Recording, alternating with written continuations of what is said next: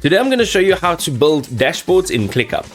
Ladies and gentlemen, creating dashboards will really help you view the data that you need to see all at once. So on the left hand side, you'll have your little menu here. Go and click on dashboards. This is where you will we'll see all of your recent dashboards. You can now also, if you have not yet created one, start one from scratch. You can use a task management template, an AI team center, time tracking, project management, or an AI personal center. Now, regardless of what you actually choose here, it'll all look pretty much the same. So I'm going to go and start from scratch.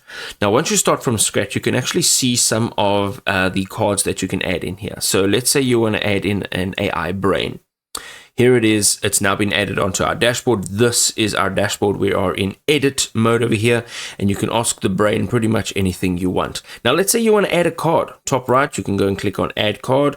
Let's say we want a task list. Let's add that in there. You can see we're going to use this space over here. You can see what it's going to look like, and you're going to click on add card. Just like that, you've got that dashboard built in over here. Now you can see we've got a name, so we can just name this dashboard 1 and click outside of that space. And here you can see that there are some other options. So you can rename, you can auto layer this, you can refresh it, you can export this as a view.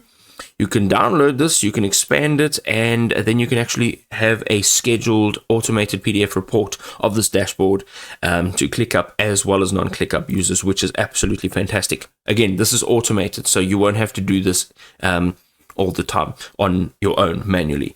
So whatever you need to do here, you can literally just go ahead and you can click on add card. If you'd like to move it around, you can just use those little dots on the top left of the cards and move that around quite simply. You can also resize them if you want to just make them all pretty much the same size.